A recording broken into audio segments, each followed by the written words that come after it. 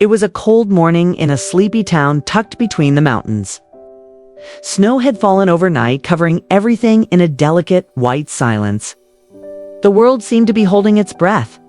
Inside a modest two-bedroom house on Maple Street, 8-year-old Ellie sat cross-legged on the living room floor, holding a glass jar. The jar wasn't new, it had once held strawberry jam. But now it carried something far more precious. Folded pieces of paper, each a wish, carefully written in her wobbly handwriting. Her mother, Claire, watched from the kitchen with a smile that didn't quite reach her eyes. It had been a year since the accident, since Ellie's father never came home from his volunteer shift at the fire department. Since then, Claire had learned to smile for Ellie's sake. But at night, when the house was quiet, the weight of everything crashed down like waves she could barely keep from drowning in. That morning, Ellie placed another paper into the jar. Her wish was always the same. "I wish Daddy would come back." She never told her mom, thinking that somehow keeping the wish secret made it stronger. But this story isn't about magic in the fairy tale sense. It's about the quiet, aching magic of human connection, of how small acts ripple into something much bigger. And it starts the day Ellie gives her jar to a stranger. That stranger was Mr. Reynolds, an elderly man who had just moved into the neighborhood. He walked with a cane and spoke very little. People said he was a retired teacher. Others whispered he had no family left. Ellie thought he looked sad, like a balloon that had lost its string.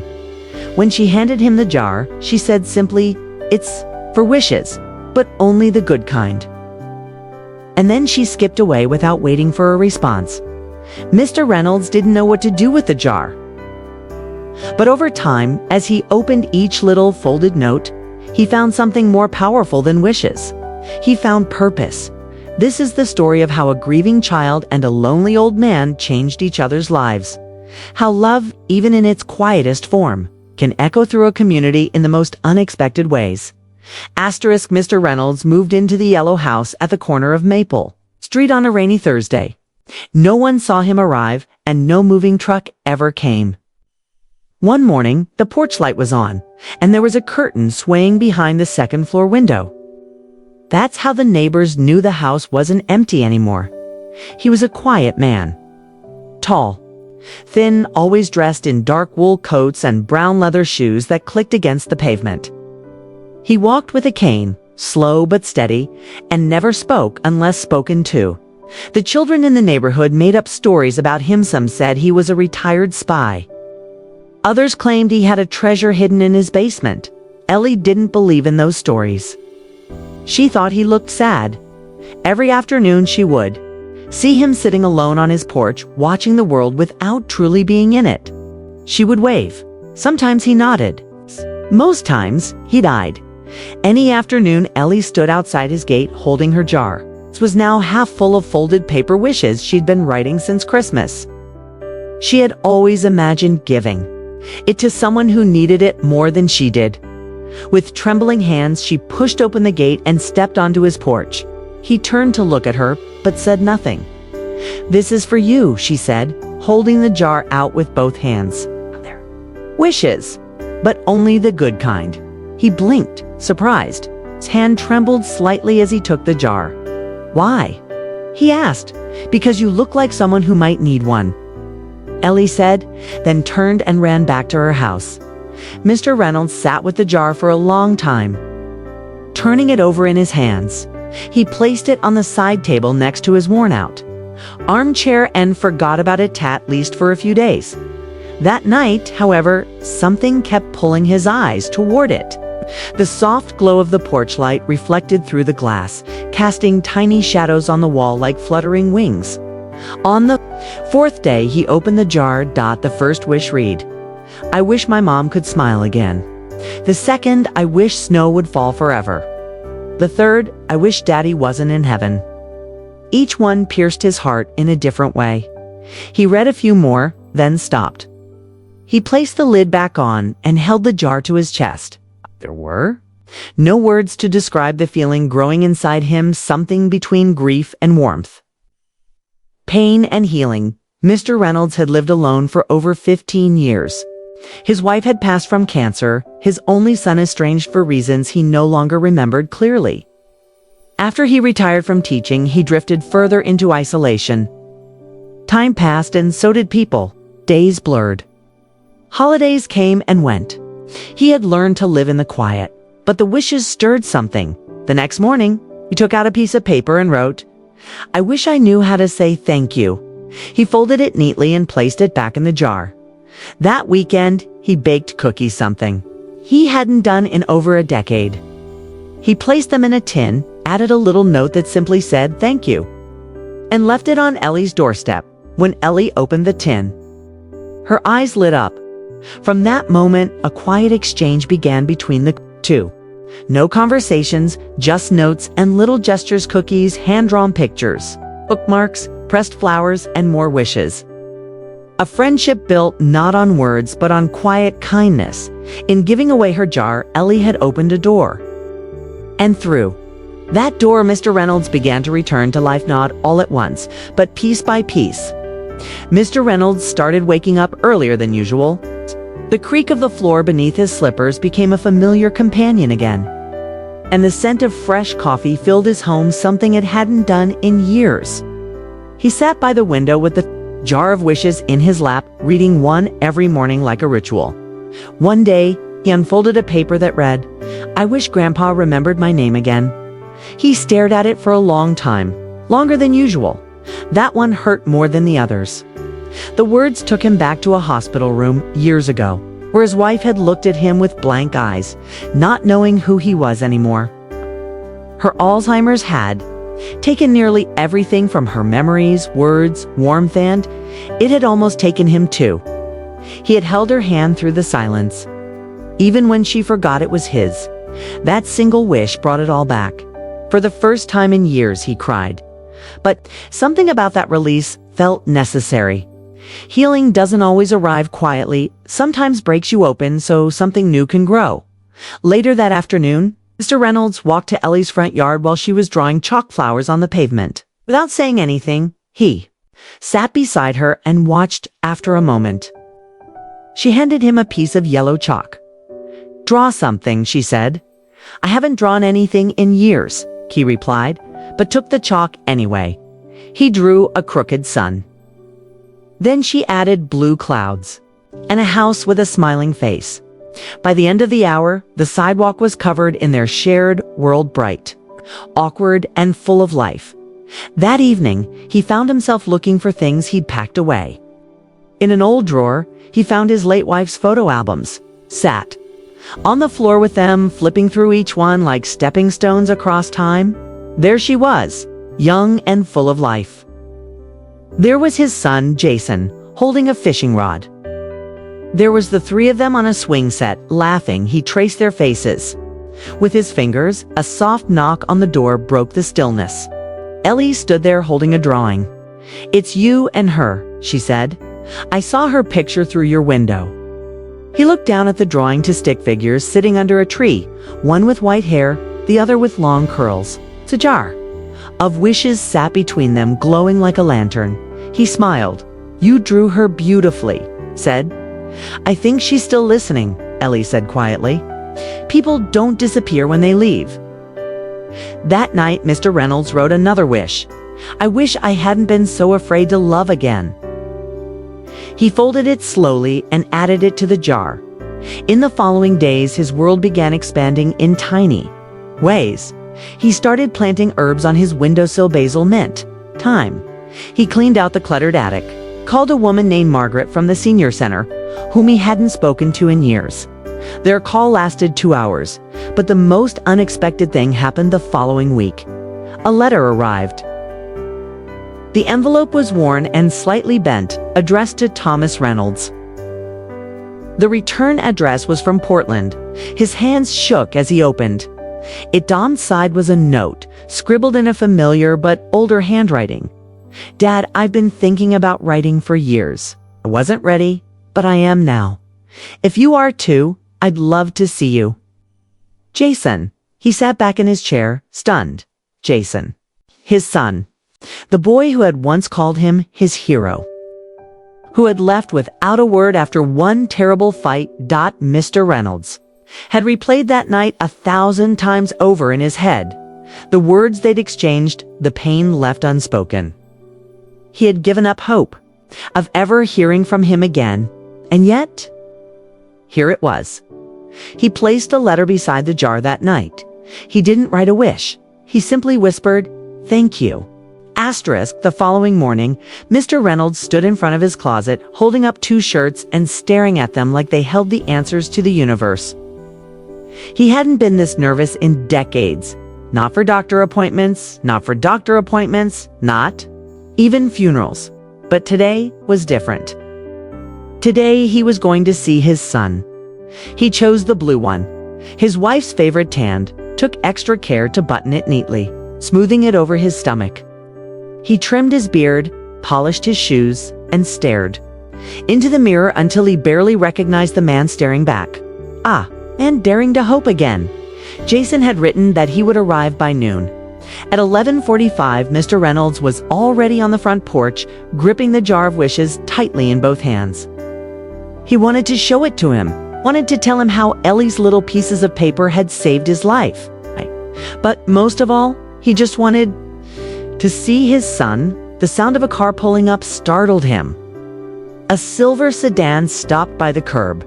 The door opened, and there he was. Jason stepped out, looking older.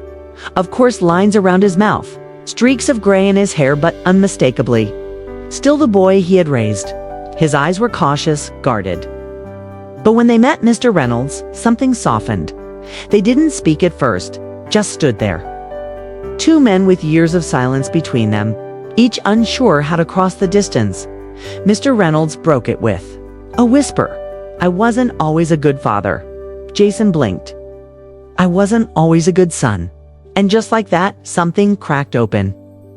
Jason walked up the steps, and before either of them could say another word, they hugged.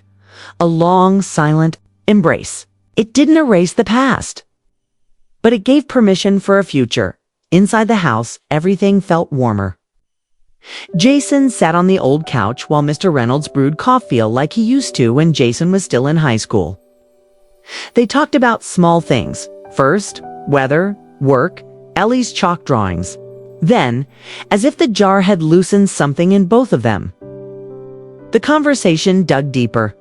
"I kept a lot bottled up," Jason said quietly, looking down at his hands. "After Mom died, it was easier to be angry than to be broken."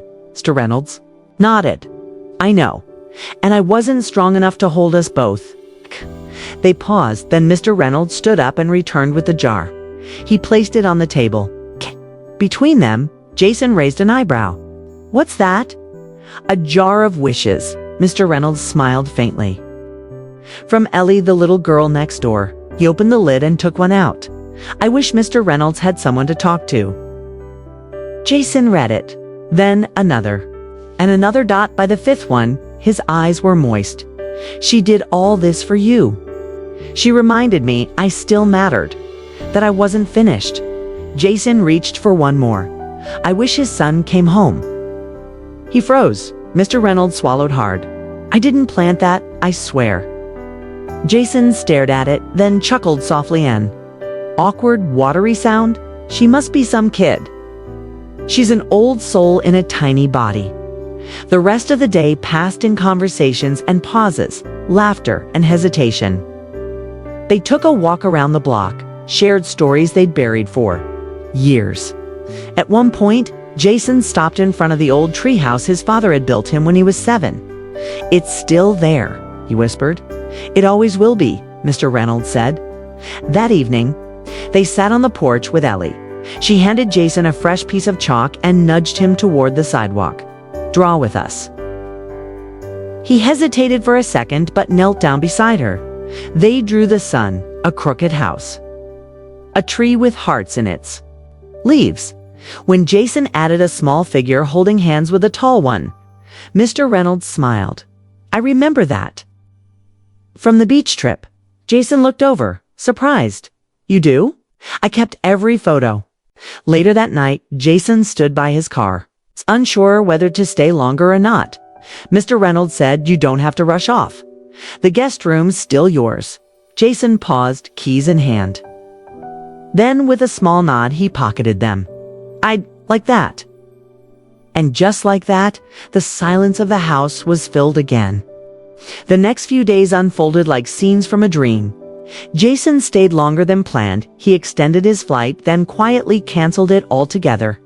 Every morning, the three of them, Mr. Reynolds, Jason, and little Ellie, would sit on the porch, sipping coffee or juice, basking in the kind of peace that only comes after a storm. Mr. Reynolds felt years fall off him. Jason helped clean out the attic one afternoon. Amid the dust and cobwebs, they discovered boxes of old photographs, yellowed letters, and a long-forgotten wooden toy train. Jason lifted it gently, his voice trembling. "You kept this?" "Of course I did," Mr. Reynolds said, smiling. "You built that with your grandpa. You were so proud." Jason ran his fingers along the edges. "I used to think none of it mattered to you." "It all mattered," Mr. Reynolds replied. "I just didn't know how to show it." As they sorted through memories, Jason found something unexpected. Sealed envelope with his name on it, written in his mother's handwriting. He opened it carefully, his eyes scanning the lines in silence. "She wrote this before she passed," he whispered. "She said she hoped one day we'd find our way back to each other. That grief would pass, and love would remain." Mr. Reynolds blinked away tears. "She always saw further than I did." That evening, they added a new wish to the jar one. Jason wrote himself, "I wish I never forget how it feels to come home." Ellie beamed. "That's a good one." But the next morning brought a twist no one expected. When Mr. Reynolds went to Ellie's house to return her sketch pad, he found the door ajar. Inside, boxes were stacked in the living room, and her mother was on the phone, her face pale and tired. "We're moving," she said, seeing his confused expression. "Tomorrow?" He was stunned. "You didn't tell me?" She looked down. "I didn't want to, but my job is transferring us to another city. I tried everything to avoid it." Mr. Reynolds was silent. That evening, he told Jason and Ellie. The little girl didn't cry, but her drawings were filled with rain. "I don't want to go," she said quietly. "You're my favorite wish." Jason knelt beside her. "Hey, you're ours too." They spent that last evening drawing on the sidewalk again. This time, Jason joined without hesitation. They made a mural, stars and hearts and messages like, "Come back soon and forever, friends." Mr. Reynolds wrote one word in big, colorful chalk: hope. As the moving van pulled away the next day, Ellie leaned out the window, waving furiously. She handed Mr. Reynolds a final folded note. Later, when he opened it, his hands trembled. "I wish you keep wishing." Jason read it beside him. Neither spoke. They didn't need to. Asterisk, the house felt quieter after Ellie left. The porch, once filled with her giggles and Jason's laughter, seemed to echo with memories. But it wasn't a sad silence, it was full. Like the calm after a meaningful conversation. Mr. Reynolds sat with the jar between his hands, shook it gently, listening to the paper wishes flutter inside. Dozens of folded notes, some written in shaky, childlike handwriting, others in Jason's bold scrawl, and some his own. He picked one at random and unfolded it. "I wish to fly." A smile crept across his face. He remembered the day Ellie said, "It arms spread wide." Running across the lawn like an airplane. Another note read, "I wish my dad and grandpa could laugh again." That one hit harder, but in a warm, healing way. 'Cause they had. And maybe they would again. Jason didn't leave this time. He stayed. He moved into the guest room and started working remotely. Some days they talked for hours.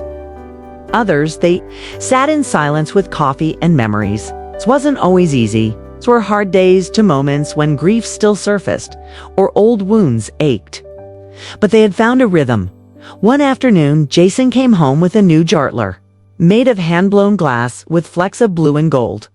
"I figured it's time for a bigger one," he said, placing it beside the old wish jar.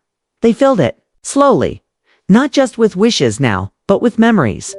A movie ticket stub, a leaf from the trail where they walked with Ellie, a photo strip of the two of them making goofy faces in a booth downtown. Each item whispered, "We're still here. We're still living." Letters from Ellie began arriving once a month. Each contained a drawing and a wish. "I wish our sidewalks touched. I wish Grandpa never runs out of cookies. Wish love had wings." Mr. Reynolds wrote back every time. He never forgot. Seasons changed. Flowers bloomed and wilted. The world spun on, but the jar remained. One winter night, after a quiet dinner, Jason stood at the porch looking up at the stars. He turned to his father. "You know," he said, "I used to think wishes were just silly, something kids made up to feel better." Mr. Reynolds chuckled. "They are." Jason raised an eyebrow. "But they're also real," he added, "because a wish is just hope wrapped in words. And sometimes, hope is all we need to find our way back." Jason smiled. "Then I guess Ellie gave us more than we realized. She always did."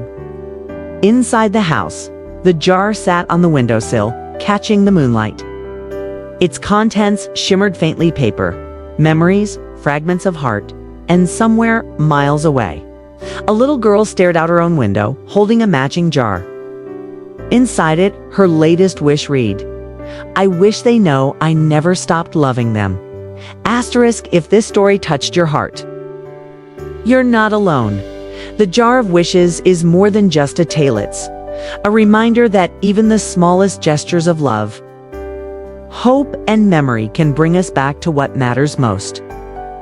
Whether it's a note in a jar, a phone call you've been meaning to make, or just sitting quietly with someone you care about, the chance to reconnect is always there.